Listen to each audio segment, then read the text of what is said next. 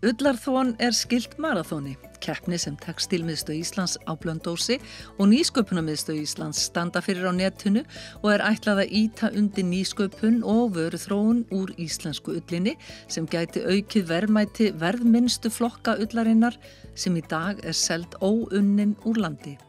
Áherslun sú að gera meiri verðmæti úr verðminni ullaflokkunum. Við höfum engar áhyggjur á fyrstu flokkunum, bestu ullinni vegna þess að það fer allt í prjónaband og vantar meira. En þeir flokka sem fara ekki í bandið að mestuleyti, þeir eru fluttir út til mestuleyti í gólfteppagerð erlendis en við erum að reyna með þessu að vekja athygli á ullinni og verðmætasköpun hennar og líka minnka þetta kolefnisspor sem allir hafa áhyggjur af að nýta hana meira hérna heima. Hefur eitthvað komið til greina að nýta hana í teppagerð hér á landi? Hefur það einhvern tíma verið? Já, það var náttúrulega hérna. Það voru Ultima og Axminster og Gefjun og allir þessir og náttúrulega Álafoss og ýmis konar minni fyrirtæki líka, en svo var þetta allt lagt af 90 í kreppinu þá. Og engin verksmiðjuvefnaður til dæmis ef við tölum vefnað, engin verksmiðjuvefnaður hér, prjónastofur hafa átt undir högg að sækja líka. En svo það bara kannski eitthvað annað sem við vitum ekki hvað sem hægt var að nýta ullina í. Því að þess vegna erum við að gera ullarþónið til þess að draga fram þessar hugmyndir og miða við viðbröðin hjá þeim sem að skrá sig og annað slíkt. Þá eru gríðarlega margar hugmyndir á sveimi og verður gaman að sjá hvað kemur út úr þessu. Ullarþónið stendur yfir frá 25. til 29. mars og verður keppt í 4 flokkum. Fyrsti flokkun þannig að þá erum við að einblína á ullina áður hún fer í vinslu. Þá tölum við vinslu eins og kempingu og spun og annað slíkt, hráullina. Það þess vegna hægt að hugsa sér hvað gerist hjá skepnunni við rúningin, við flokkunina því að það bændur sem flokka ullina sína. Annar flokkurinn meira áhersla, eini flokkurinn sem áhersla á bandgerð, þá verið að hugsa að nota íslensk önnur hráefni til þess að blanda saman ullina og þriðji flokkurinn ný vara sem við köllum með tilvísun í íslenska menningararf en verður að vera nútímaleg og þessi vara getur verið hvað sem það þarf ekki að vera gagn eins og sem halda, það bara vörur úr ull.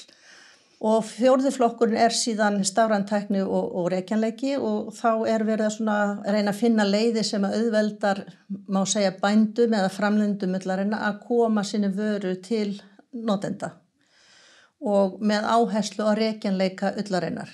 Og gaman frá því að segja til mig ef ég veldi að vinna úr ullina af einni kindinni minni að þá gæti ég látið fylgja til mig ættaskrá hennar alveg langt aftur í fjárskipti. Að það allt til, þetta allt skráð í fjárvis. En þannig að það til rekjanleiki aðbúinu og svo rekjanleiki líka innan ættar fjárins ef það áhugið fyrir því. Nú bara segi þetta sem dæmi. En þetta eru þessi 4 flokkar. Og það eru verðlaun í boði? Það eru verðlaun í boði. Það sem sagt, þegar skilin klukkan 8:29. mars, þá bresta nú fljótlega á páskar, þannig að við ákvæmum ekki að fólki gríði páskana, þannig að dómarar fara að hefja störf, það eru 3 dómarar í hverjum flokki og þeir hefja störf 7. til 16. apríl og velja 5 efstu hugmyndirnar ennþá, þetta hugmyndasamkeppni og þó ég segi vara áðan þá það hugmyndað vöru og þeir velja 5 efstu hugmyndirnar í hverjum flokki. Þátttakendur leggja þetta fyrir dómara og verja sína hugmyndir og þá út úr því ákveða dómararnir hver verður í fyrsta sæti og þeir sem að lenda þar, þeir fá 450.000 krónur og afhending verðlauna fer fram á hönnunarmars 20. maí. Þáttakan lofar góðu, yfir 20 sem skráðu sér strax fyrstu dagana. Hægt að keppa í teimum eða óska eftir að komast í teimi. Það náttúrulega langsniðugast og árangursríkast ef það breytt og faglegt teimi þar sem eru allir mögulegi þættir sem að koma að. Ekki bara þeir sem hafa vita á ull, líka þeir sem hafa vita á business eða þeir sem hafa vita á tækni eða hvað veit ég, að hafa sem breiðast til að fá þetta samtal. Ná má skilin lausnum bæði á íslensku og ensku og við höfum megniða textanum okkar á ensku líka þannig að fólk getur keppt sér slíkt eða vill. Verður mikið vör við áhuga útlendinga á íslensku ullinni? Já, það alveg greinilegur á því. Til mig sér í textillistamiðstöðinni hjá okkur koma útlendingar, nema náttúrulega þegar COVID, þá kemur enginn. En þeir koma útlendingar hingað, náttúrulega textillistafólk og það bara á ekki orð yfir þessu hráefni, finnst það svo æðislegt og bara verður ástfangið af hráefninu. Hvaða eiginleikar það sem að höfða svona sterkt til fólks? Já, ég get vitnað allavega í eina sem að margir hafa sagt að svo fyrsta sem benti mér á það að til dæmis að vinna með merinóull. Þú veist alltaf hver hún leggst og hvernig hún verður og hún alveg eins og leir í höndunum, hún bara gerir það sem þú vilt. Íslenska ullin svo sjálfstæð, hún streðar á móti og þú veist aldrei og það kemur eitthvað ótrúlega flott út úr því. Þú veist aldrei hvað það að því að hún hlýðir ekki alltaf og þetta svolítið eins og íslensku kindurnar Rúningsmenn hafa talað það. Erlendis fíð, það liggur bara kjurt á meðan rúið en okkar alltaf að streðast það svo sjálfstæðar og vanar í fjöllunum allt í stíl og það eins með ullina, hún lítur ekki að því það hún náttúrulega bæði toga þel í henni þannig að það eru 2 mismunandi hár og jafnvel fleiri ef illæru líka að þau eru að streða sko, þau eru svo lík.